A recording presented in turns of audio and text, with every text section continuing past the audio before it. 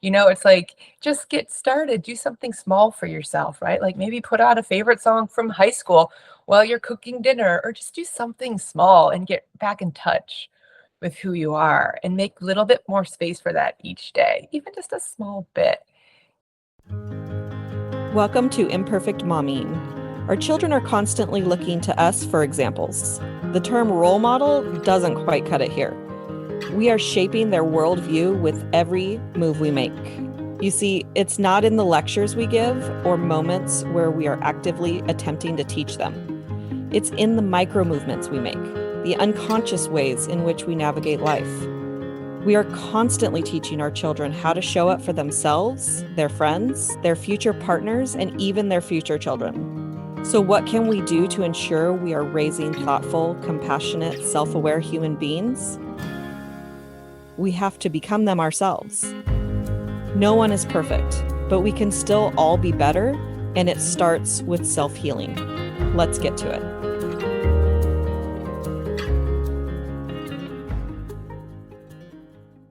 Welcome back to Imperfect Momming. I'm your host, Alicia Lyons, mom support coach, and I have a very special guest today, and that is Laura Haver.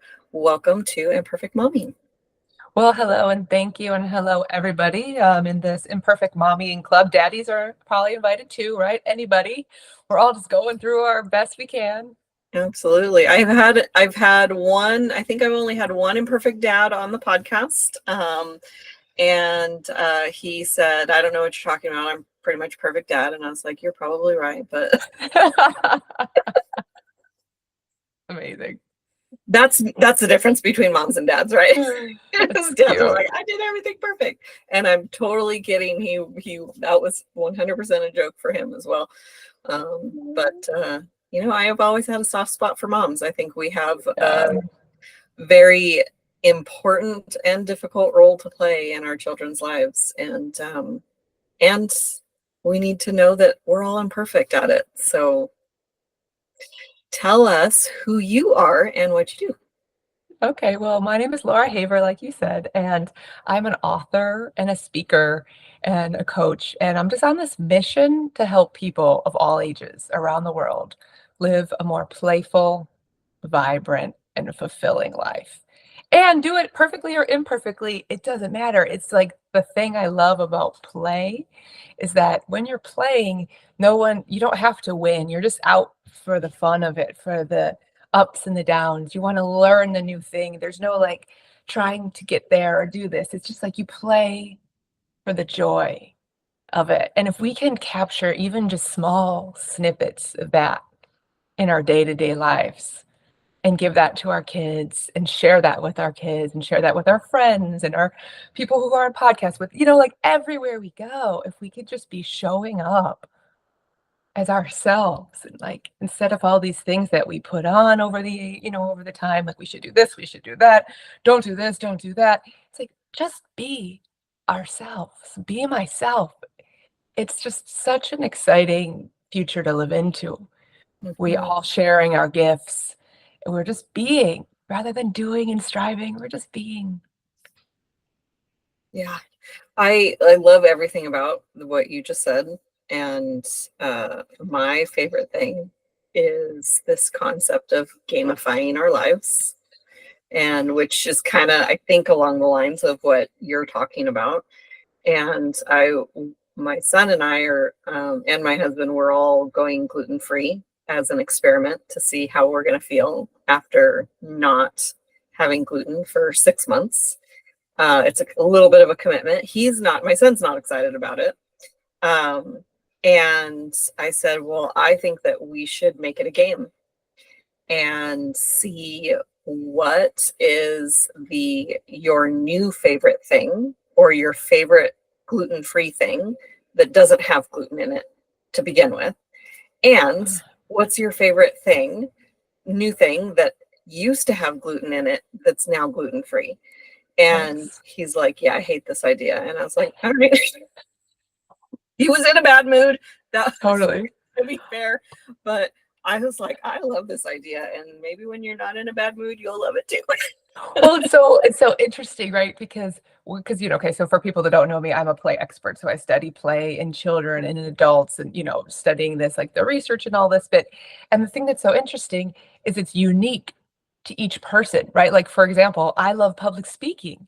Some Mm, people that's like the number one fear, but for me that's play. Like some yep, people love making spreadsheets. Other people are like, "Wow, don't make me do a spreadsheet." So if that's interesting for you, yep, that could be fun. Like, it definitely sounds fun for me. I'm like, "Ooh, that's interesting." It's like now we're little explorers. Like, what's our mhm, favorite non-gluten food? What's our favorite gluten replacement food?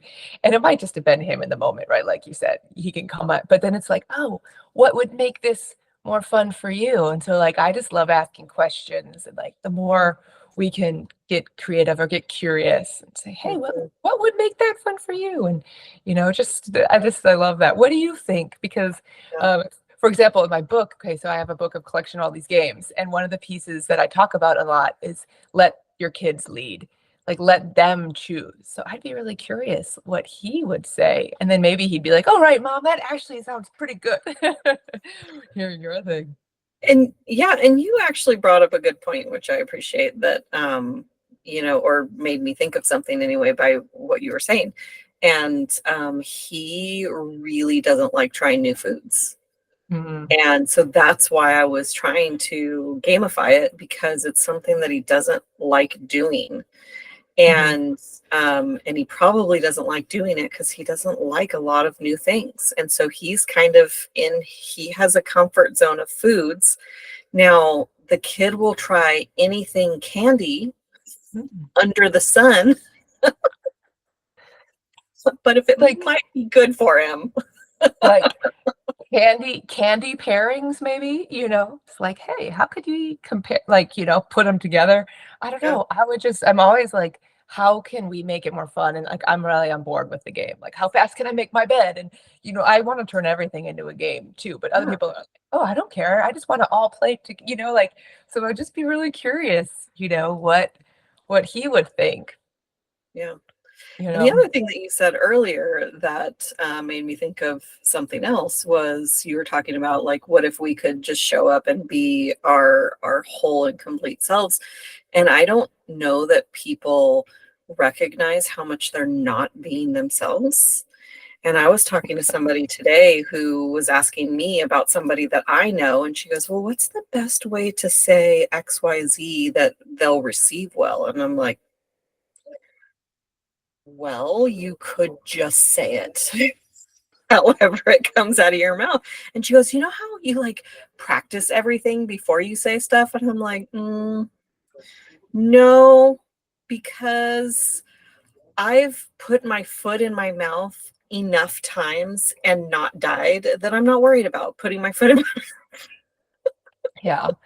Right, well, it goes to back to the intentions. What is the intention and Right. how are you being open, right? Like I call it, because I also have my master's in international communication. I study it. So it's sort of like open. I'm doing it for people that are listening. I'm opening my hand up. So there's open communication and then there's closed communication, right? So if you're being open, you can like hear what they're saying and you can react and you can be in this two-way kind of dance with it. But as soon as you start getting like this and two people get closed, you're not going to have a conversation. So it's like, how can we just stay open, or at least medium, as my younger son liked to say, like medium, right? Where you kind of be open because you could go up and down. But it's like, how can we bring that safety to be ourselves and to communicate and know that we are safe to say what we need for ourselves, but also honoring the other person Yeah. as well, right? Yeah. I think that a lot of people don't recognize the power inside being vulnerable and just admitting like, hey, I don't know how to say this. I might say it wrong. And Oh, so good.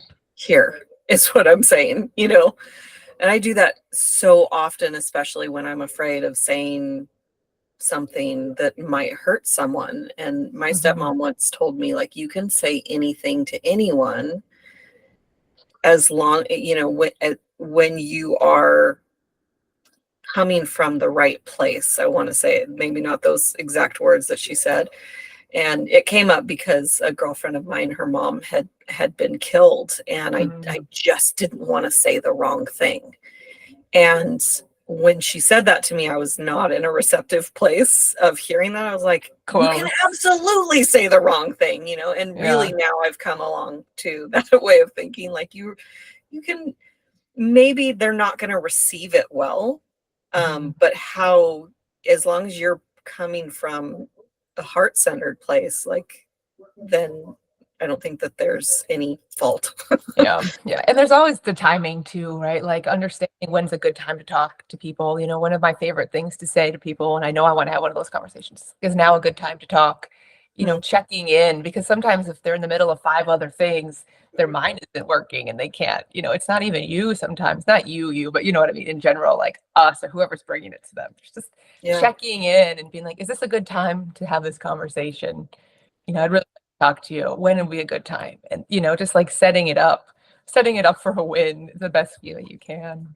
yeah.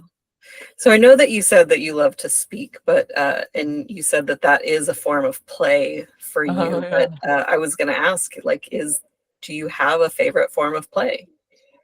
Oh, man. I think my actual favorite way of playing is learning. Mm, And I don't know if I've ever claimed that. I love sports, I love hiking, I love being outside, I love so many things. I love writing, but just learning, it's just like taking in different things, meeting new people, just take like all of that is completely play. Like I just can't get enough. Like I want to read studies at night. Like I laugh, like I'm laying in bed reading like research studies, and I'm like, like this is what I yeah, do. This is what I do for fun. yeah, And it can change. It changes over time and for for the day, sure. like what I'm working on. But I think more than what we do, it's just an effort of like taking some time for ourselves. Like I have one of these tools, it's called the play pause break, where we actually take a break to play, or we take a break to do nothing, or we just sit back and we relax and we put away our phones and we just take time just to be again, right? Like practicing the space of just being able to be ourselves. And Yeah, it's crazy to see, like I had this one client who she's been working on, and she's like, Laura, I can't believe how much 5 minutes makes a difference. Like she really thought you had to like take a long break or sleep a lot or like take a vacation. And she's like, I felt so much better after 5 minutes doing nothing.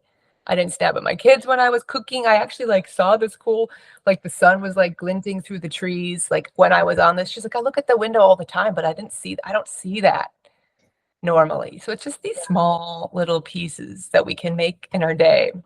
yeah. And I think that it does, like, labeling it as play is way better than labeling it as work, or even self-care kind of has like Oh, a heaviness to yes. it now, right? Because Oh, yeah. moms are like, we're getting the message that you're supposed to be taking care of yourself, because it's something that I say, like, you're supposed to take care of yourself, because if you're not taking care of you and you're taking care of everyone else, now your cup is empty or not Mhm. full, right? And then taking care of yourself becomes the thing that you're not doing, that you start beating yourself up for. Completely. I I know. was like, It's "Oh, I know. Self-care is like this like heavy thing now. Oh, now there's just more to do. Like we all have enough to do on our yeah, list. So that's why I mhm, like saying, "Hey, just pause. Do something fun for yourself." And then, like, for anyone who's like, "What?" There's extreme research behind this, right? It improves your communication skills, it improves your creativity, your innovation, it improves your overall health and well-being, mental, physical. And it just there's so many pieces to it. It lowers your stress and anxiety. Like I could go on and on and on, but it's a real thing. It's not just this thing that kids should do. It actually is something good for you. But when you just don't worry about any of that and you're like, I want to do it because I want to do it, then you're like, "What?" And if you feel like you're busy, it's like, just test it out, for goodness sakes. Try to prove me wrong, in fact, right? Like, right. I dare you to try it and see if you don't like it. Because Yeah, it's like people one love thing when to you prove yeah, someone wrong. prove me wrong. Send me all the messages. Like, I wanna hear you guys have, like, tried it and been like, "That did not work at all." Because 'Cause I've never heard anyone say that. I've been sharing on podcasts and books and big speaking events, and it's like, Oh, it's like, but you gotta try it, and that's what I love about what I've listened to in your podcast is you invite people to come in and do it in these small little ways, right? So it's not like, "Go and do this huge thing." You're like, "Just do it in a small bit and just get yourself started," and, it's like, just get started, do something small for yourself, right? Like, maybe put on a favorite song from high school while you're cooking dinner, or just do something small and get back in touch with who you are and make a little bit more space for that each day, even just a small bit, Yeah, and then see the transformation that it can make for you. And you have more energy and you're like, yes, like I don't know what mom doesn't want more energy. absolutely. And I had an image of Phoebe from Friends, and there's an episode where she was running in the park with Rachel, and Rachel was very like business about how she ran, and Phoebe's like flailing her arms Oh, God. and running like a crazy person. And she goes, "This is how I ran when I was a kid." And so she just and then Rachel tried it, and I think she might have run into a horse, but Right. the Right, because comedic. that wasn't how she ran as a kid, right? Right. So it's like just because your friend ran all crazy, like doesn't mean you want to run all crazy. It's funny. I was on a podcast last week and the host knew she was interviewing me. So she's like, you know what I did this morning, Laura? She's like, on my normal walk through the forest, instead of just walking on the trail, there was like a big tree limb down. She's like, so I got on it and I skipped across like the limb. And she's like, it was fun. She's like, I felt more like vibrant and playful, so it doesn't have to be these big things, like flail your arms if that's what you love, just take time to reconnect and start showing up for you as well, because all you mamas, you guys, you just give and give. And so it's like, okay, just give a little bit to yourself at least. I love that. I have a friend that's going through empty nest right now, and she was, one of the moms that world revolves around her kids, and her son just graduated and he's off to college, and I think that he's like 3 hours away, and he plays soccer and she wants to go every single game, and she was devastated that a hurricane was in the way of her going to this game. And we discovered a while back that it was because everything was revolving around her son and her daughter. And I don't think that that's a unique Yeah. situation for women. Yeah. And one when that comes up in my coaching calls, I usually ask them, well, what is it that you used to do before you were a mom for fun or Yeah. for just as a hobby or whatever?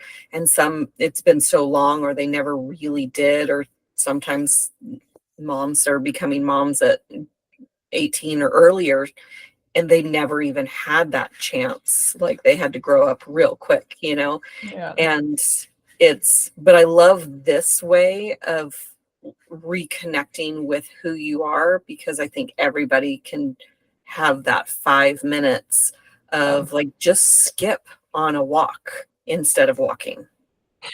Yeah, 100%. And if for anyone who's listening, it's totally common.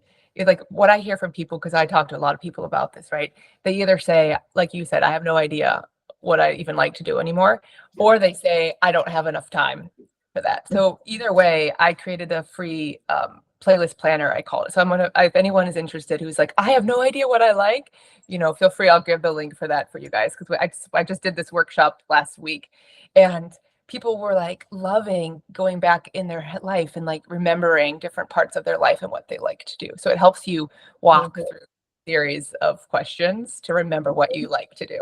And then it helps you make time to plan it in so you Yeah. actually do it. So either way you are, but it's like a trip. It was so fun. Like one of the ladies was sharing that after dinner, their parents used to like go, they would have the kids clean up dinner and they would go sit in the other room and watch the news. So she said that her and her sister would clean the dishes and they would make up raps like a good 90s kids, right? They'd Yeah. make up raps, and she's like, that was amazing. Like, I love it. So now she's like, I'm gonna go home and make up raps with my husband. And then we were just laughing. It's just like, it's these small things. Another one was talking about like sticker books and how she loved to do like, collecting sticker books. And now they make those sticker books where you can like color in with stickers. Have you seen those? Like those paint, like those color with numbers, but you stick on the stickers. I don't know, it gets like, again, it doesn't matter what it is Yeah. that you do because everyone's so different. It's just that you do it and, you do something for yourself and then just, I don't know, I'm a broken record about it, but I've just witnessed it so many times for myself, my clients, my readers, like my audience, just like, so anything we can, and making it easy. Hmm. So we actually do it, Yeah. and feel good about something we're doing for ourselves rather than, oh, self-care. I don't get enough of that. Oh, Yeah. exercise. I don't do that enough. Oh, this, it's like, let's celebrate what we are doing for ourselves and our families. And I've actually kind of helped a lot of moms broaden their idea of what self-care is, which is kind of along the lines of what you're talking about, where if you're doing something that makes you feel good, like we can look at it as things that are energy in or energy out, right? And so Oh, you in my need mind. just as many things of energy in as energy out, and then you feel this balance or harmony, Mhm. versus just constantly out, out, out. And recognize, like, I think we all do things that are energy in, whether we recognize it or not. And so it might just be a matter of starting to recognize the energy in things. Yeah. And I think I'm so glad you brought up energy because it's like you're reading my mind because it's exactly what Mhm. I was going to go to next is there's so much to like the whole energetic practices, right? And like in science, it's called emotional contagion or social emotional contagion, where you literally can feel the energy of people around you, right? Everyone knows you walk into a room and everyone's laughing, you just start laughing, or that's like tense and you feel tense. And so I love to teach this stuff too, is like clearing our own energy and noticing what's not ours. And as moms, we have such a great opportunity to be like the stable anchor of this Mm. energy in our family. And if we take care of ourselves, we have more energy left to give. Do you know what I'm saying? Or we have like I call it Mhm. like buffer space, right? Like, if you're like Yeah. overloaded and something small happens and you snap, but if you can manage yourself in a way that you have a little bit left over in case you get bumped, you just go, oh, instead of, oh, you don't Yeah. snap. I like the Like that buffer five space. that buffer space, and then you have this energetic thing. So that's the other thing I just love doing is helping people, right? Like I do like energy clearing work in with my clients, and I do it with my coaching, but I also just do clearings for people because sometimes these things get stuck, right? Yeah. Things happen to us when we're kids and we make up some meaning about it, and then we don't realize we're bumping up against it.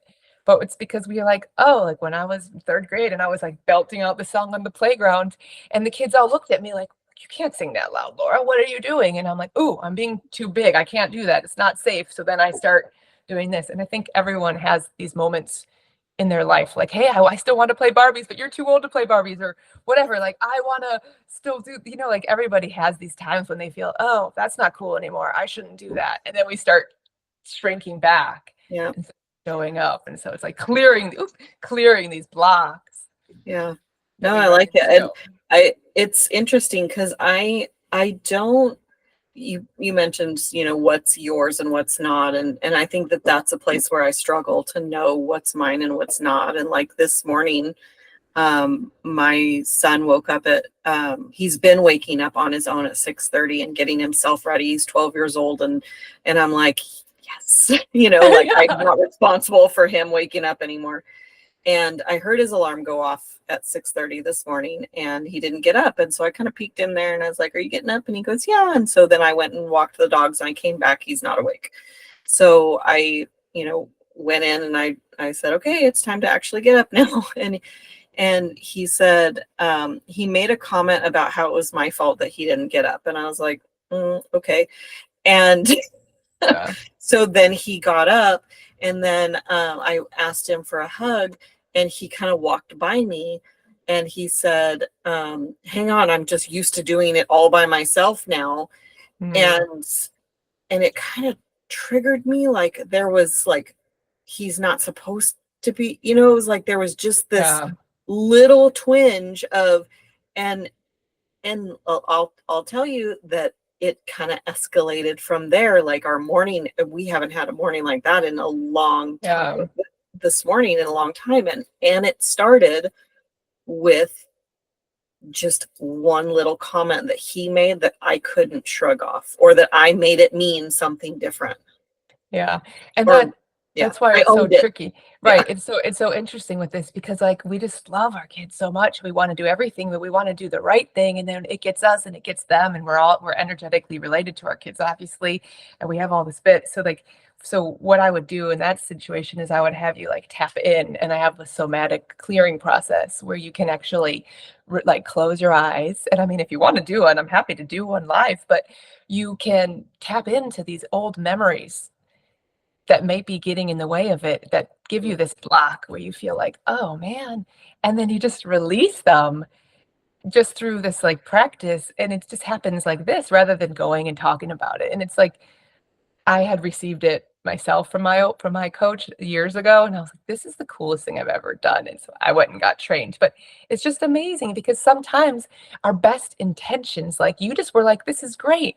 He's going to wake up on his own. And this is what he's meant to do. I have a 12-year-old son too, so I completely can relate. And this is what he's meant to be doing. And you're doing it. And you go out on the walk and you're like, yes. And then you come back and you're like, wait, what? And because it's like this dance, right? It's like, what is it? And so sometimes there's just these blocks. And when we can clear it for ourselves, we clear it for our kids as well. And so it's really interesting, all the pieces that can go into it, and the memories. Like I said, that third grade memory tapped up in one of these I did. And I was like, I wouldn't have thought about that. Like, these weird things that you just don't forget, but your body remembers it and it's stored somewhere. It's like it's stored and we can release it and we can move it, and we can do that for ourselves. And like, that's what you say. That's what I love about your podcast. It's like we can show up and we can heal ourselves and not even heal. We can just return to wholeness. Like we can return to our full self. So all these little like layers that got kind of like hammered in or whatever, or peeled out, we can just Yeah. heal them and then we can show back up as our full self. And it's like this, I just kind of magical sometimes when it does this work. And it's like, Oh my God. Yes, this the work that you're describing sounds very familiar to me, and it is magical. Like and I love the word healing, and whatever word resonates.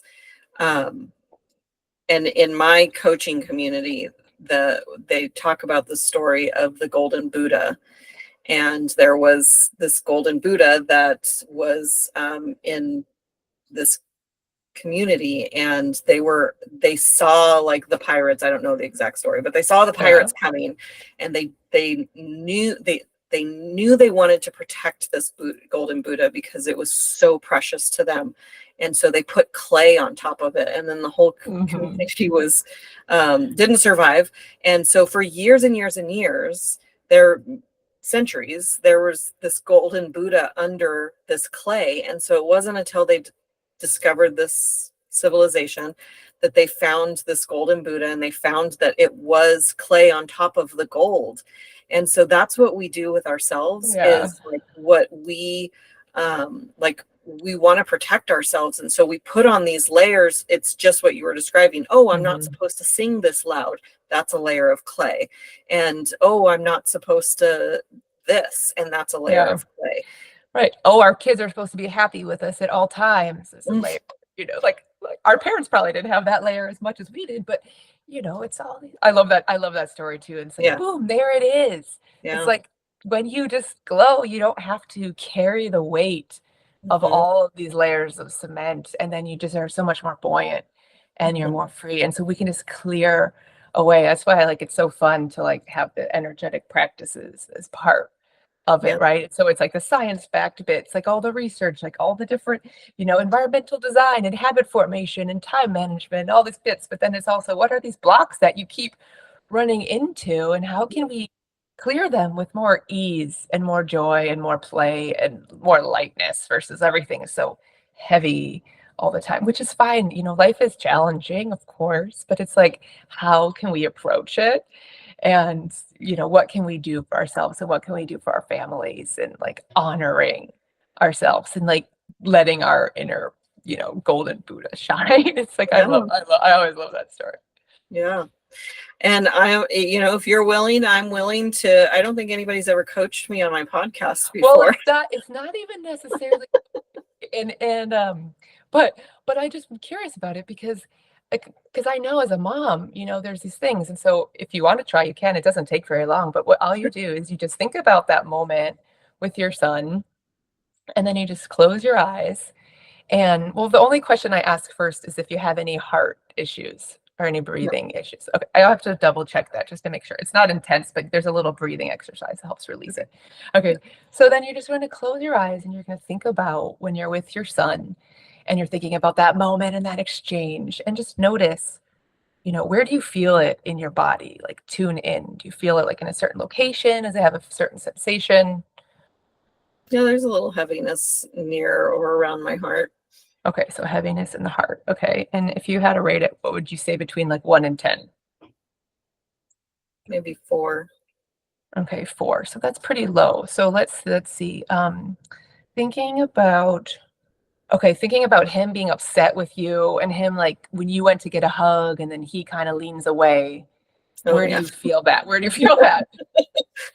That made it more intense. Okay, okay. So we don't have to give it number. We don't have to get numbers. So as long as you get it, I know we're on this. So okay, so now just breathing into that and just closing your eyes, breathing naturally, just let an image or memory come to you. You can share it or not share it if it's personal. It might make sense, it might not make sense. Just let it come into your and just tell me once you've got it. Okay. All right. Is it something that you can share? It's okay if it isn't. It doesn't make a difference for them. Um, is it sorry, I'm I have kind of two images, one that's, lighter and one that's heavier. Okay, so when you look at both of them, you want to look at what are you saying to yourself in the moment, right? Like, what are you saying to yourself? Um, I'm not doing the right thing. Okay, that's it. I'm not doing the right thing. And then if you're not doing the right thing, then what's going to happen? What's underneath it? I'm gonna get in trouble. Yeah, I'm going to get in trouble. Okay, I'm going to get in trouble. And does that feel like the base level, or do you think there's one more?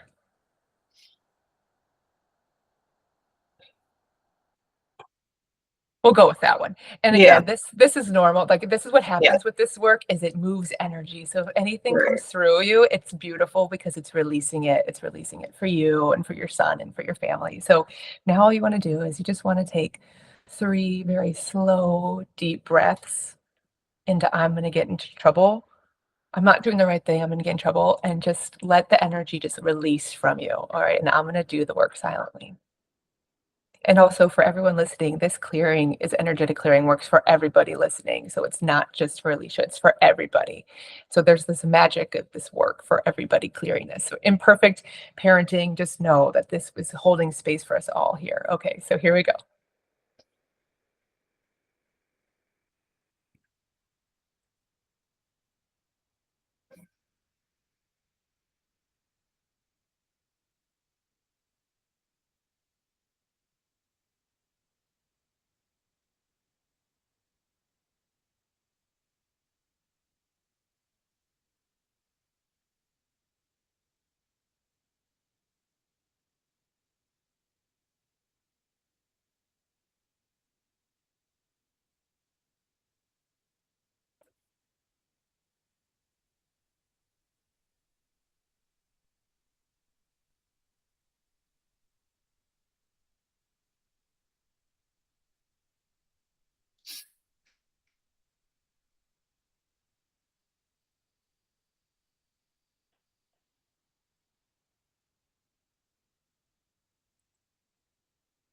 All right, so now you can open up your eyes and just checking back in. Does it feel bigger, smaller, different?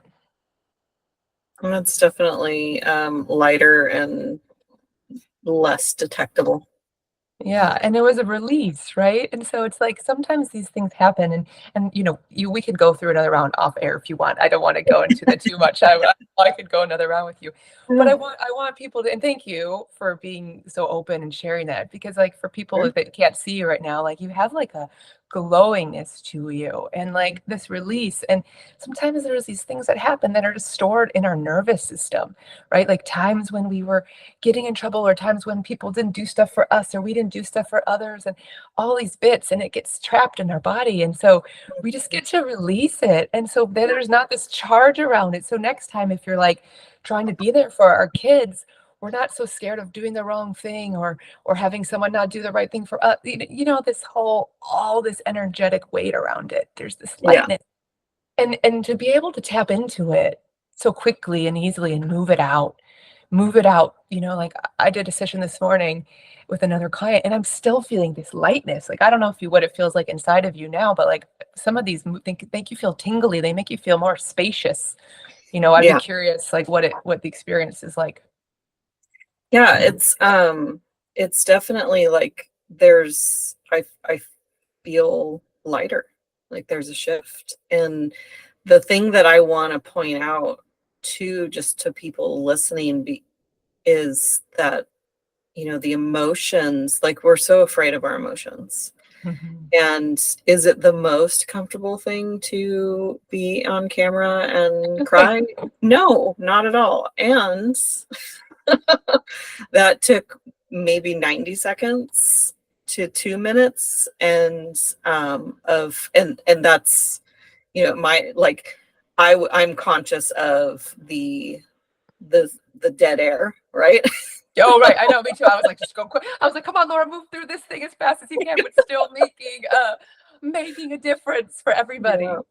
Yeah. And, it's like, but that's how, like, it's not scary if you just give yourself that space to Yeah. just let it go. Yeah.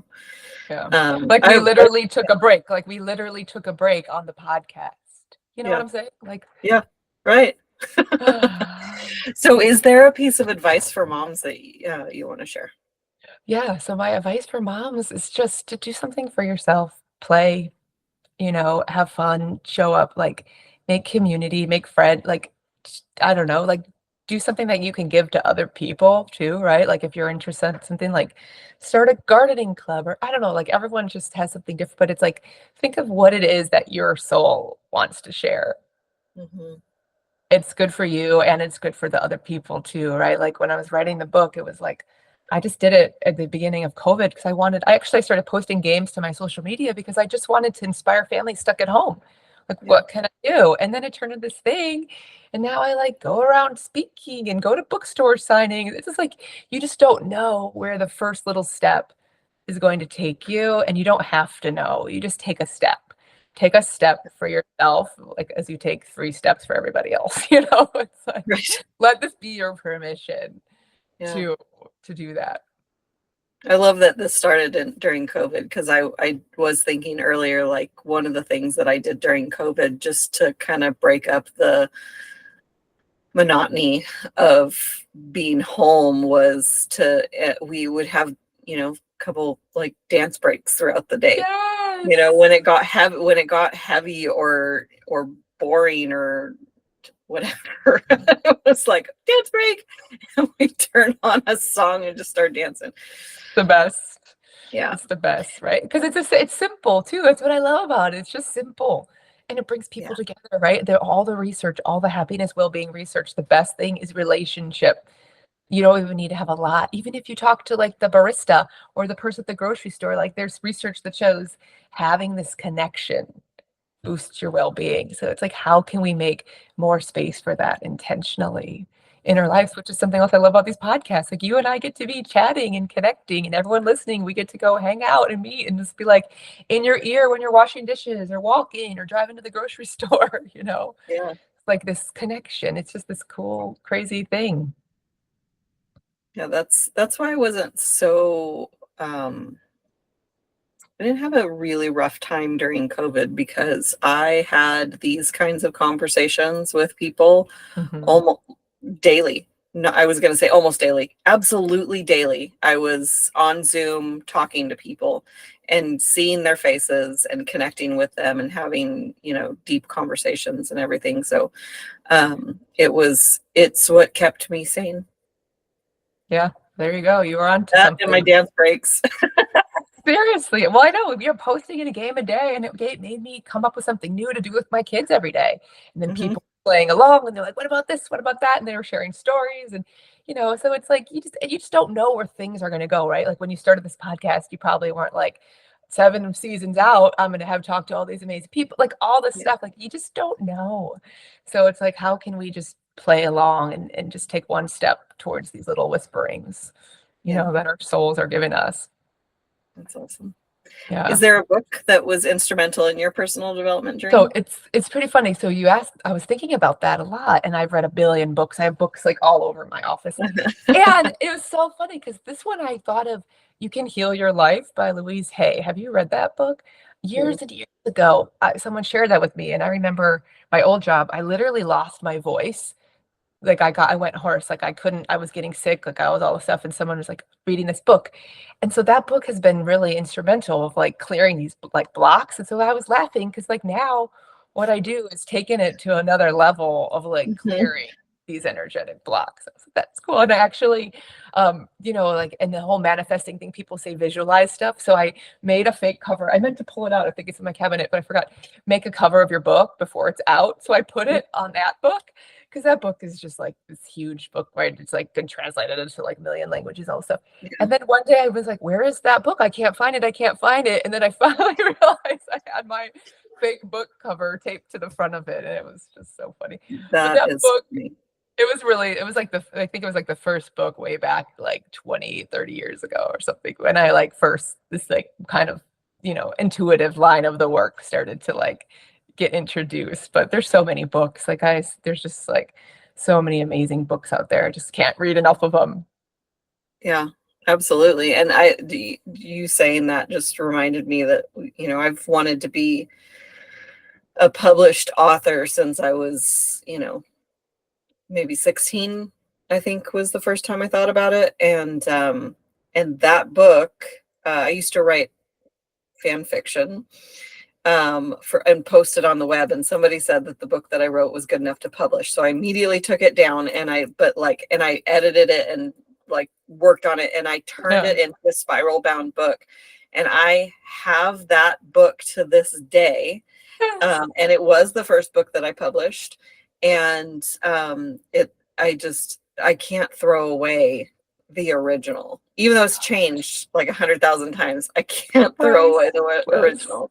Yeah. Oh my gosh, that's so priceless. Well, that reminds me too, if anyone's interested in writing or, that's their goal, I do have a free Author Moms community that we meet virtually once a month. So anyone's welcome. I'd love to have you sometime and share Oh, cool.